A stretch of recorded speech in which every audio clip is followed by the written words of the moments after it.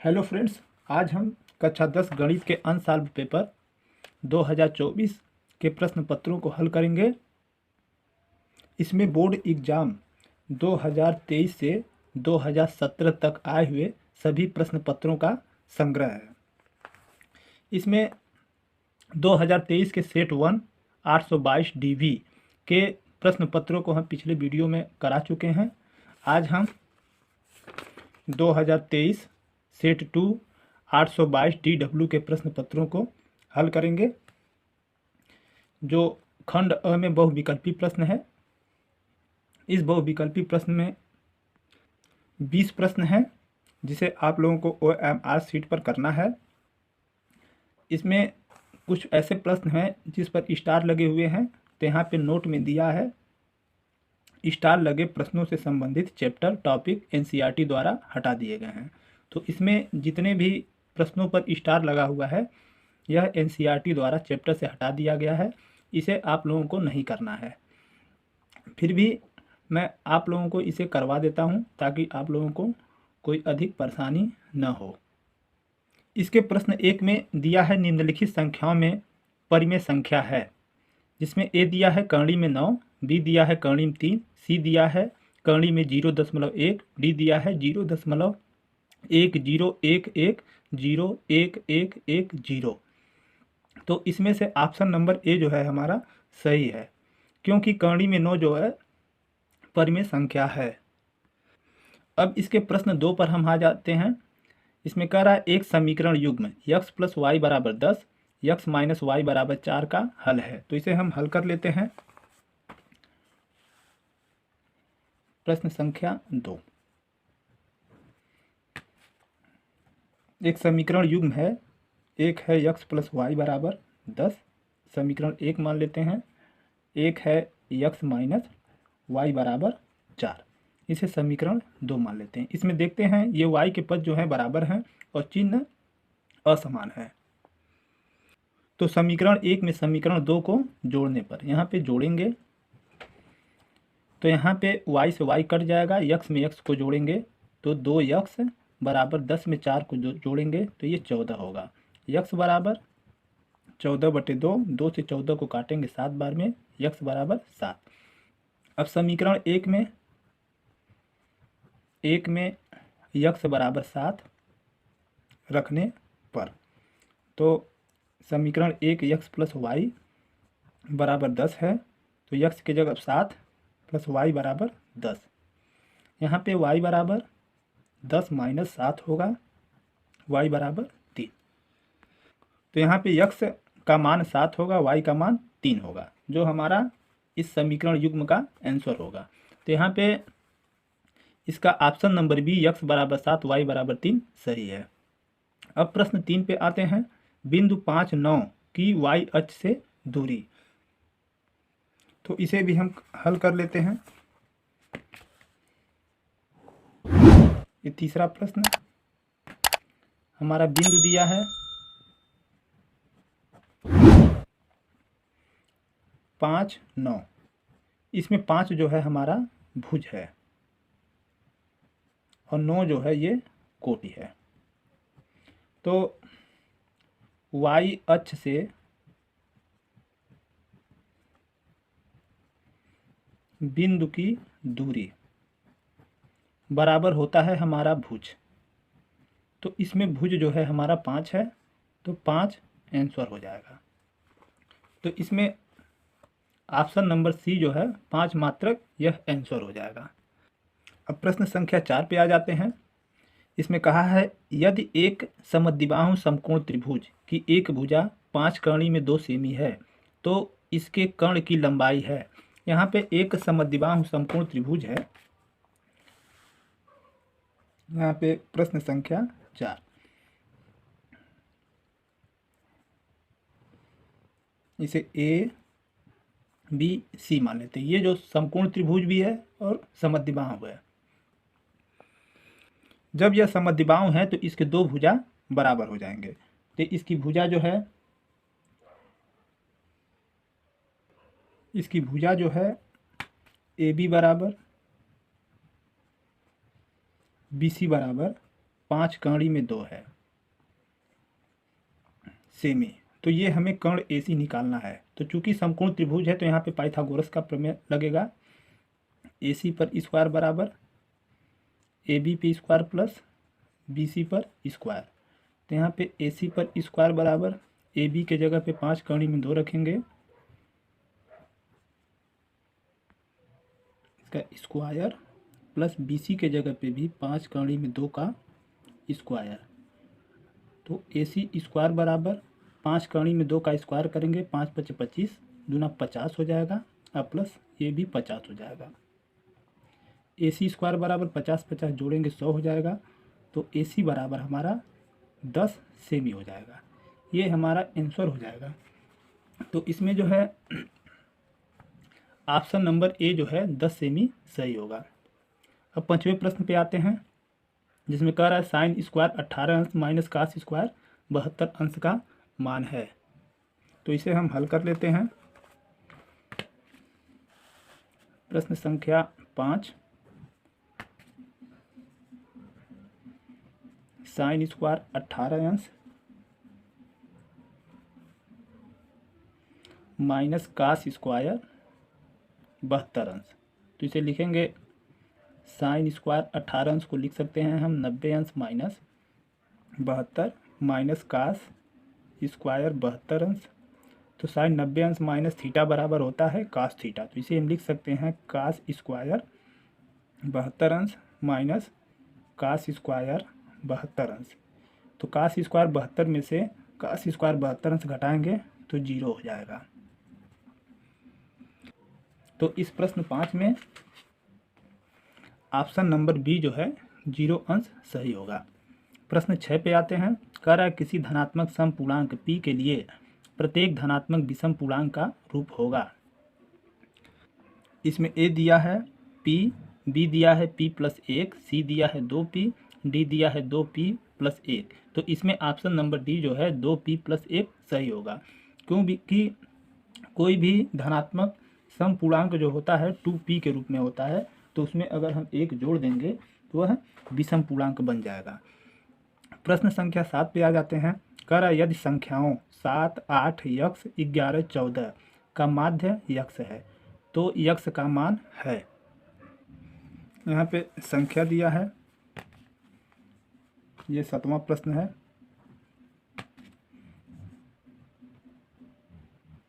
संख्या जो है 7, 8,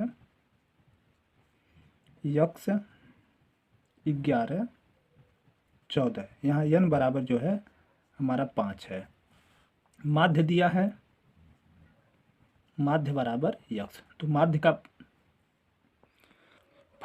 फार्मूला होता है कुल पदों का योग बटे कुल पदों की संख्या। तो यहाँ पे इसे जोड़ेंगे कुल पद को 7 plus 8 plus x plus 11 plus 14, कुल पदों की संख्या जो है हमारा 5 है बराबर यक्स। अब इसे जोड़ दें 8 7 15 16 4 20 को 0 1 1 2 और 2 4, 40 प्लस यक्स बटे 5 बराबर यक्स। यहाँ पे 40 प्लस यक्स बराबर 5 का गुणा करेंगे तो 5 यक्स हो जाएगा, पाछांतर करेंगे तो 5 यक्स माइनस यक्स बराबर 40। 5 यक्स में से यक्स को घटाएंगे तो 4 यक्स बराबर 40। तो यक्स बराबर हमारा 10 आ जाएगा, यानी यक्स का मान जो है 10 आ जाएगा। तो इसमें जो है ऑप्शन नंबर बी जो है 10 ये सही होगा। अब हम प्रश्न संख्या 8 पे आते हैं। कह रहा है यदि द्विघात समीकरण ax square plus bx plus c बराबर 0 के मूल समान है तो c का मान है। तो इसे हम हल कर लेते हैं। प्रश्न संख्या 8, यहाँ पे हमारा समीकरण है ax square plus bx plus c बराबर 0। तो चूंकि मूल समान है इसलिए बी स्क्वायर माइनस 4ac बराबर 0 होता है। तो यहाँ पे बी स्क्वायर बराबर इसे पाछांतर करेंगे तो 4ac होगा। तो c बराबर बी स्क्वायर बटे 4 ए। तो ये सी का मान जो है b²/4a आंसर हो जाएगा।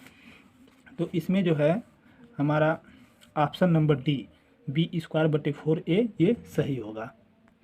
अब इसके अगले प्रश्न संख्या 9 पे आते हैं, जिसमें कह रहा है दिए गए चित्र में, ये चित्र दिया है, इसमें AD बराबर x+3 सेमी, DB बराबर 3x+19 सेमी,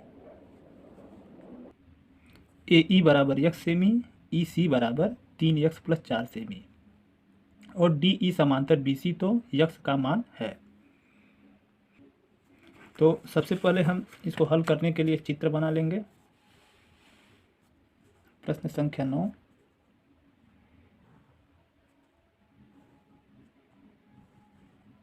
ये A है, B C, ये D है, E है। इसमें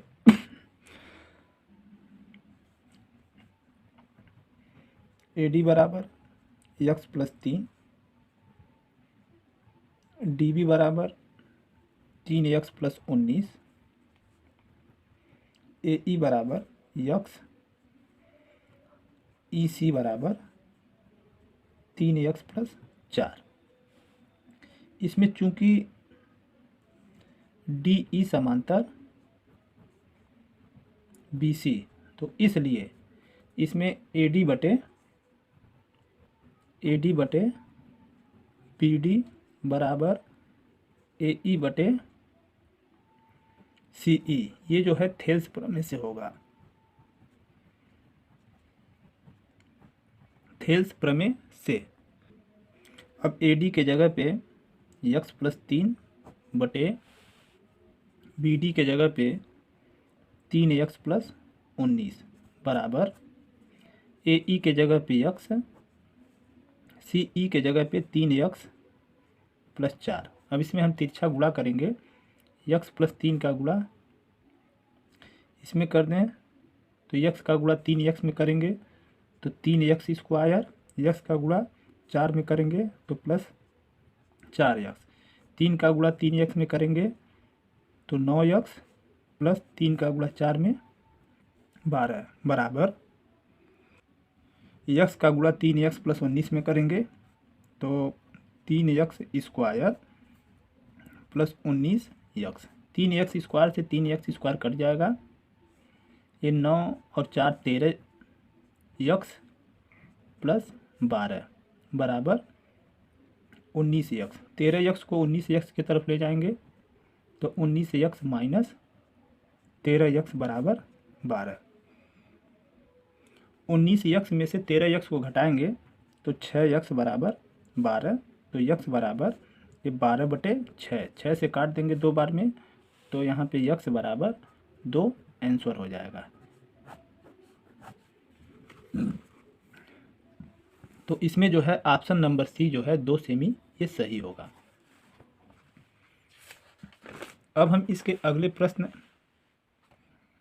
10 पे आ जाएंगे, जिसमें कह रहा है 1 से 10 तक की धनात्मक सम संख्याओं का समांतर माध्य होगा। अब इसको हम हल कर लेते हैं।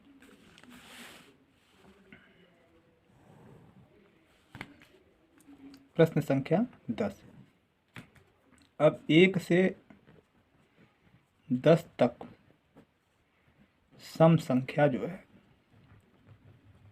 सम संख्या बराबर 2, 4, 6, 8, 10, यहाँ n बराबर जो है 5 है। तो यहाँ पे माध्य बराबर कुल पदों का योग यानी 2 + 4 + 6 + 8 + 10 अब बटे कुल पदों की संख्या यानी 5। अभी इसे जोड़ लेते हैं, 4 2 6, 6 12, 8 20, 20 10 30, 30/5, 5 से 30 को काटेंगे तो 6 बार में, यानी इसका माध्य जो है 6 आंसर हो जाएगा। तो इसमें जो है हमारा ऑप्शन नंबर डी जो है 6 सही होगा। अब प्रश्न 11 पे आते हैं, संख्या 156 का अभाज्य गुणनखंड होगा। तो इसे हल कर लेते हैं। 11 156 है। तो 156 का गुणनखंड जो होता है हमारा 2 × 2 × 3 × 13। इसे हम लिख सकते हैं 2 पर स्क्वायर गुणे 3 × 13। तो ये जो होता है इसका अभाज्य गुणनखंड, यानी इसमें जो है ऑप्शन नंबर बी 2 पे पावर 2 गुणे 3 × 13 ये आंसर सही होगा। अब प्रश्न 12 पे आते हैं। कह रहा है यदि एक वर्गीकृत आंकड़े का माध्य और बहुलक क्रमशः 24 और 12 है तो इसका मध्यक है।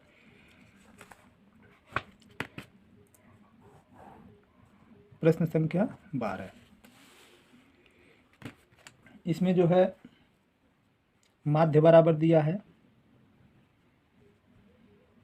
24, बहुलक जो है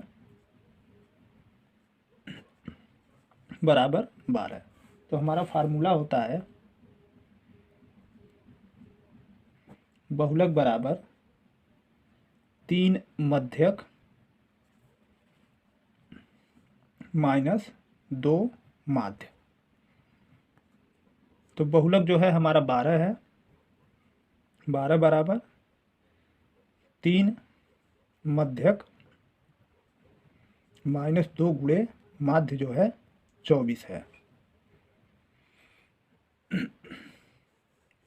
तो यहाँ पर 12 बराबर 3 मध्यक माइनस 24 दूना 48। तो 3 मध्यक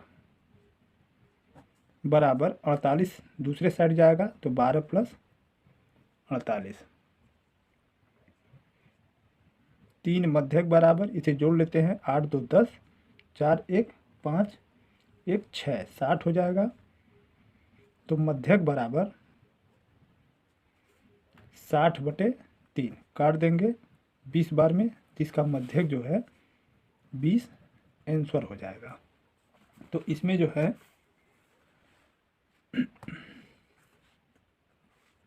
ऑप्शन नंबर बी जो है 20 ये सही होगा। अब प्रश्न संख्या 13 पे आ जाते हैं। कह रहा है यदि रैखिक समीकरण युग्म 2x + 3y = 5, 4x + ky = 10 के अपरिमित रूप से अनेक हल हैं तो k का मान है।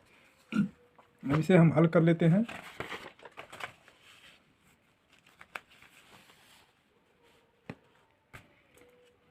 प्रश्न संख्या 13,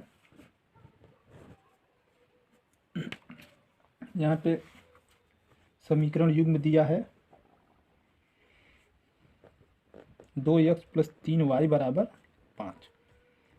समीकरण 1 मान लेते हैं 4x + ky = 10। चूँकि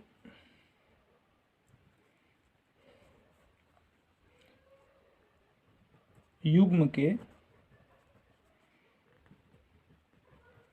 अपरिमित रूप से अनेक हल हैं, इसलिए a1/a2 = b1/b2 = c1/c2। तो a1/a2 के जगह पे हम 2/4 रखेंगे। 2/4 बराबर b1/b2 की जगह पे 3/k रखेंगे। c1/c2 की जगह पे 5/10 रखेंगे। अब यहाँ पे लिखें 2/4 बराबर 3/k से। अब यहाँ तिरछा गुणा करें, k का गुणा 2 में करेंगे, 2k बराबर 4 का गुणा 3 में 12। तो यहाँ पे k बराबर 12/2, 2 छके 12। तो k बराबर 6 जो है आंसर होगा। तो इसमें जो है प्रश्न संख्या 13 में ऑप्शन नंबर डी जो है ये सही होगा। अब प्रश्न संख्या 14 पे आते हैं, जिसमें कह रहा है ABC और BDE दो समबाहु त्रिभुज इस प्रकार हैं कि D भुजा BC का मध्य बिंदु है। तो त्रिभुजों ABC और BDE के क्षेत्रफल का अनुपात है। तो अब हम इसको हल कर लें। प्रश्न संख्या 14, एक त्रिभुज A B C, B C का मध्य बिंदु जो है डी है। तो इस तरीके से बी डी ई समबाहु त्रिभुज होगा, चूंकि दोनों त्रिभुज जो हैं समबाहु हैं। चूंकि त्रिभुज ए बी सी तथा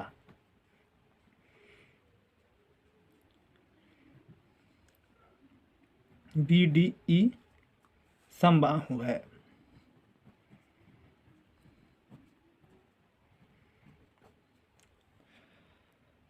इसलिए ए बी बराबर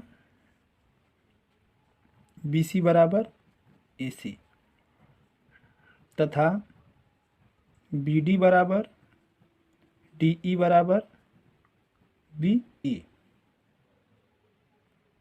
इसमें त्रिभुज ए बी सी की भुजा को हम ए मान लेते हैं, तो त्रिभुज बी डी ई की भुजा जो है ए बटे 2 होगा, क्योंकि जो डी है यह बी सी का मध्य बिंदु है। अब जब ये दोनों त्रिभुज समबाहु हैं तो त्रिभुज ए बी सी ये समरूप त्रिभुज बी डी ई दोनों त्रिभुज समरूप होंगे, क्योंकि दो समबाहु त्रिभुज जो होते हैं आपस में समरूप होते हैं। तो इसलिए एरिया ऑफ त्रिभुज ए बी सी बटे एरिया ऑफ त्रिभुज बी डी ई बराबर ए बी बटे बी ई का होल स्क्वायर बराबर बी सी बटे बी डी का होल स्क्वायर बराबर ए सी बटे ई डी का होल स्क्वायर।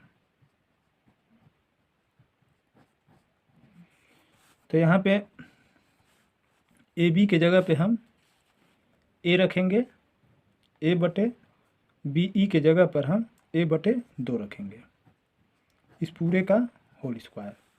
तो ए का स्क्वायर जो है ए स्क्वायर बटे ए बटे 2 का स्क्वायर होगा, तो ए स्क्वायर बटे 4। इसे थोड़ा चेंज कर लें तो ए स्क्वायर गुणे 4 बटे ए स्क्वायर से ए स्क्वायर कट जाएगा, तो ये जो है हमारा 4 बटे 1 होगा, या 4 संबंधे 1, ये जो है आंसर हो जाएगा। तो इन दोनों त्रिभुज के क्षेत्रफलों का अनुपात जो है 4 संबंधे 1, यानी ऑप्शन नंबर सी जो है हमारा सही होगा। अब हम इसके अगले प्रश्न संख्या 15 पे आते हैं, जिसमें दिया है काश ए बराबर 7 बटे 25, तो tan ए प्लस काट ए का मान है। तो इसे हम हल कर लेते हैं। प्रश्न संख्या 15 यहाँ पे दिया है काश ए बराबर 7 बटे 25। तो यहाँ पे काश ए बराबर होता है आधार बटे कर्ण बराबर 7 बटे 25। इसमें आधार जो है हमारा बराबर 7 होगा, कर्ण बराबर 25। तो हम इसमें लंब निकाल लेते हैं। तो लंब बराबर फार्मूला होता है कर्ण में कर्ण पर वर्ग माइनस आधार पर वर्ग। तो कर्ण के जगह पे हम 25 का वर्ग माइनस आधार पे वर्ग, यानी 7 का वर्ग। तो 25 का वर्ग जो है हम करेंगे तो 625 माइनस 7 का वर्ग 49 हो जाएगा। तो 625 में से हम 49 को घटाते हैं, 15 में से 9 निकल जाएगा 6, 11 में से 4 निकल जाएगा 7, यहाँ 5 बचा 576। तो 576 का वर्गमूल जो है 24 होगा। अब हमें मान निकालना है tan ए प्लस काट ए। तो tan ए बराबर फार्मूला होता है हमारा लंब बटे आधार, जिसमें लंब जो है हमारा 24 आ गया, अब बटे आधार जो है 7 है, तो 24 बटे 7 प्लस काट ए बराबर आधार बटे लंब। तो आधार जो है हमारा ये 7 है, 7 बटे और लंब जो है हमारा 24 है। अब इसमें 7 और 24 का हम एलसीएम ले लेते हैं, जो कि होता है 168। 7 से 168 को काटेंगे 24 बार में, 24 का गुणा 24 में करेंगे तो 576 प्लस 24 का भाग 168 में देंगे तो 7 बच जाएगा, 7 का गुणा 7 में 49। 576 में 49 जोड़ेंगे तो 625/168। तो इसमें जो है ये आंसर हो जाएगा। तो इस प्रश्न में ऑप्शन नंबर डी 625/168 सही होगा। अब प्रश्न संख्या 16 पे आ जाते हैं। कह रहा है यदि दो वृत्तों की त्रिज्याएं क्रमशः 4 सेमी तथा 3 सेमी है तो इन वृत्तों के क्षेत्रफल के योग के बराबर क्षेत्रफल वाले वृत्त की त्रिज्या ज्ञात कीजिए। तो आइए हम इसको हल कर लेते हैं।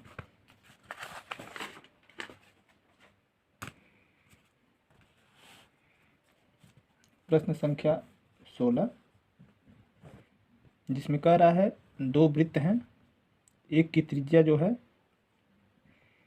R1 बराबर ये 4 सेमी है और एक और वृत्त है जिसकी त्रिज्या R2 बराबर 3 सेमी है। एक इन दोनों त्रिभुज के क्षेत्रफलों के योग के बराबर एक बड़ा वृत्त है। दोनों वृत्त के क्षेत्रफलों के योग के बराबर एक बड़ा वृत्त है, तो इसकी हमें त्रिज्या ज्ञात करना है। तो यहाँ पे लिखें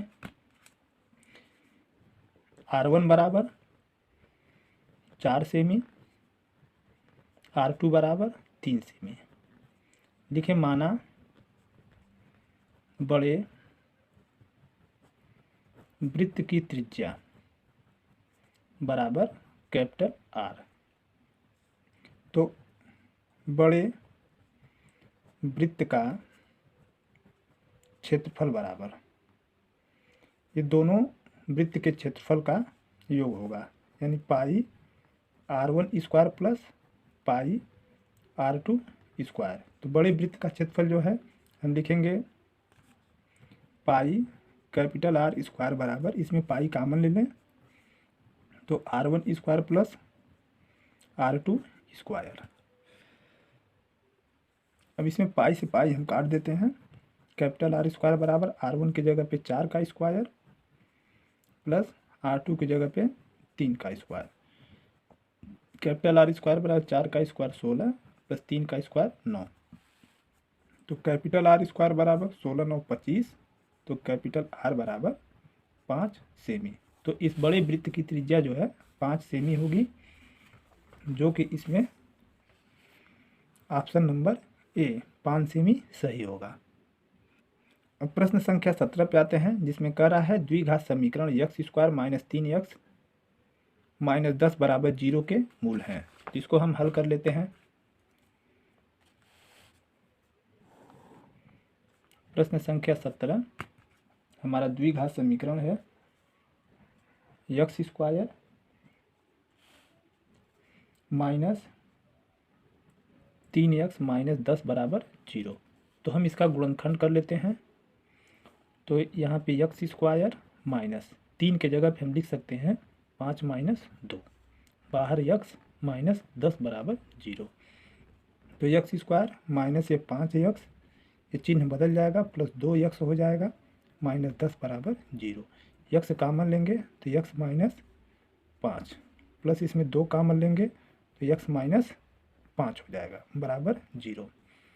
तो x माइनस 5 हम इसमें कामन लेते हैं तो एक ब्रैकेट में x माइनस 5, दूसरे ब्रैकेट में x प्लस 2 बराबर 0। x माइनस 5 बराबर 0 से तो x बराबर 5 होगा, x प्लस 2 बराबर 0 से तो यहाँ पे x बराबर माइनस 2 होगा।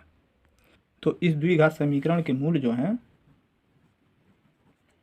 बराबर 5 माइनस 2, ये आंसर हो जाएगा।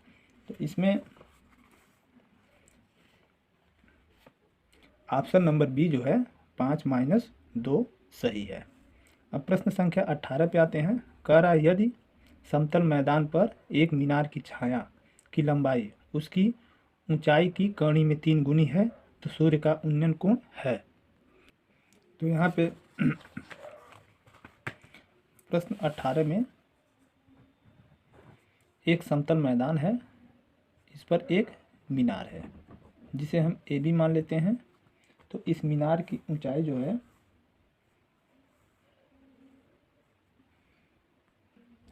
यच मान लेते हैं।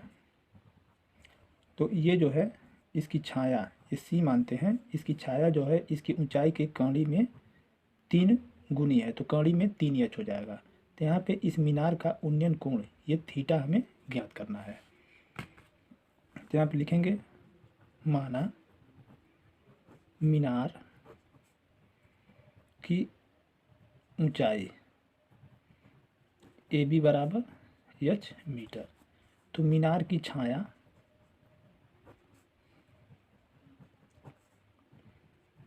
बी सी बराबर कड़ी में 3 एच मीटर। तो यहाँ पे इस मीनार में ये मीनार की ऊंचाई जो है लंब है और ये बी सी आधार है। तो यहाँ पे tan थीटा का प्रयोग करेंगे। tan थीटा बराबर लंब बटे आधार यानी ए बी बटे बी सी। तो यहाँ पे tan थीटा बराबर लंब के जगह पे एच, बी सी के जगह पे ये कड़ी में 3 एच, कड़ी में 3 एच, एच से एच को काटेंगे। तो यहाँ पे tan थीटा बराबर 1 बटे कड़ी में 3। तो tan थीटा बराबर 1 बटे कड़ी में 3 के जगह पे हम लिख सकते हैं tan 30 अंश। दोनों तरफ का ये tan हटेगा तो थीटा बराबर 30 अंश ये आंसर हो जाएगा। तो इस मीनार का उन्नयन कोण जो है 30 अंश होगा। तो इसमें जो है ऑप्शन नंबर सी जो है 30 अंश सही है। अब इसके प्रश्न संख्या 19 पे आते हैं। इस पर स्टार लगा है, 20 वाले पे भी स्टार लगा है। तो इसको तो हमें करना नहीं है, लेकिन फिर भी हम इसको ट्राई कर लेते हैं। तो 45 सेमी ऊंचाई और 4 सेमी व्यास वाले एक धात्विक ठोस बेलन को पिघलाकर बनाए गए 6 सेमी व्यास के ठोस गोलों की संख्या है।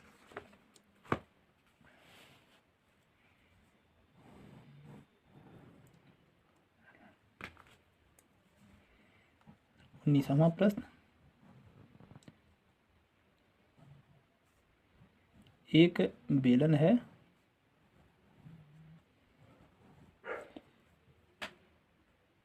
जिसकी ऊंचाई जो है 45 सेमी है और इसका व्यास जो है 4 सेमी है।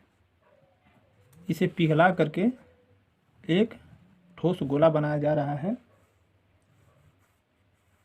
जिसका व्यास जो है 6 सेमी है। तो कह रहा है इसमें गोलों की संख्या कितनी होगी। तो यहाँ पे लिखेंगे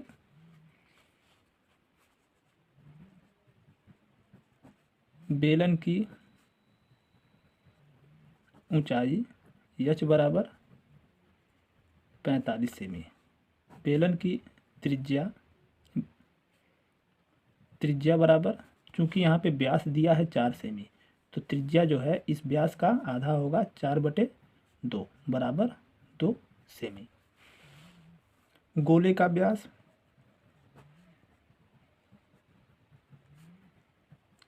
बराबर 6 सेमी, तो गोले की त्रिज्या बराबर इसका आधा होगा 3 सेमी। अब यहाँ पे हमें इसकी संख्या निकालना है। तो गोलों की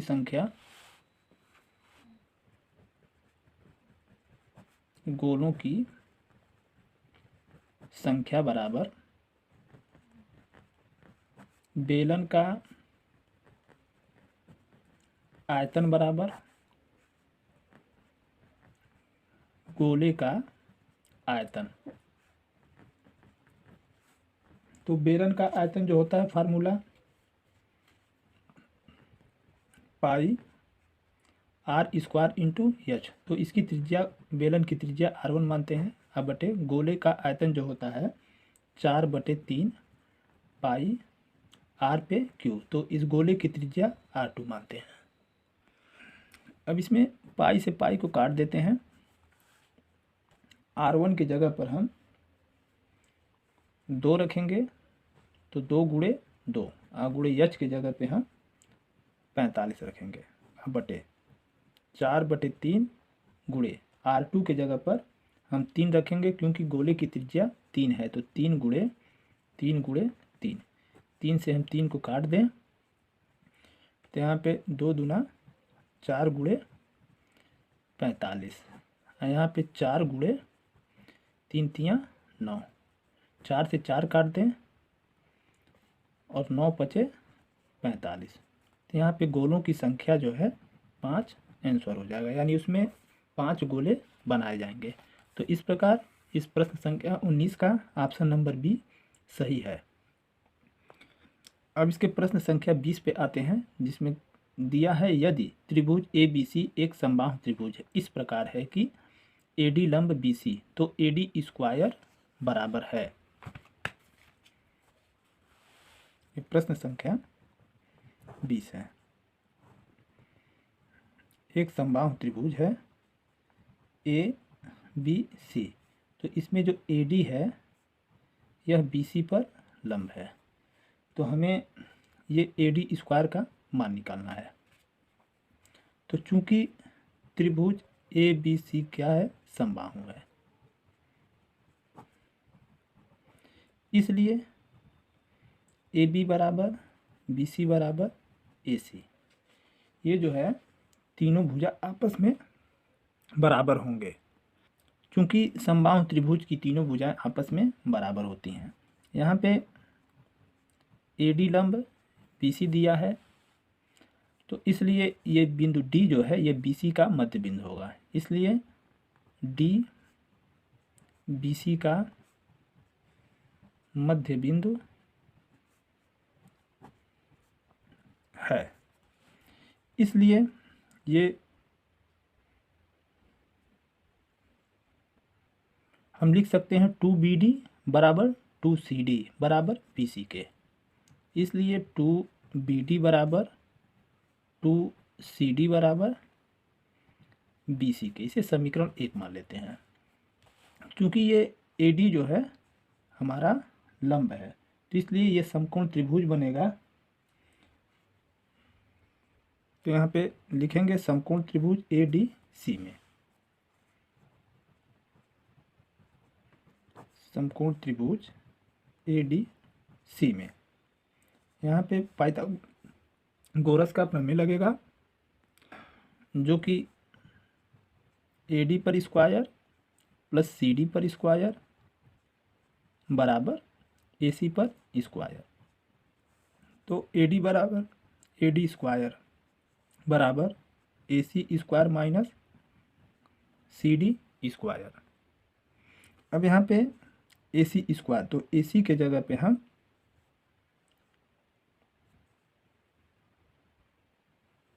BC रख सकते हैं, तो AC के जगह BC रखेंगे तो ये BC पर स्क्वायर माइनस CD पर स्क्वायर। तो BC के जगह पे हम ये 2CD लिख सकते हैं समीकरण 1 से। तो BC की जगह पे 2CD रखेंगे, इसका whole square minus CD square. 2CD का हम जब वर्ग करेंगे तो ये 4CD square minus CD square. तो 4CD स्क्वायर में से जब हम CD स्क्वायर घटाएंगे तो 3CD स्क्वायर होगा, या हम इसे लिख सकते हैं 3DC स्क्वायर। ये हमारा आंसर हो जाएगा।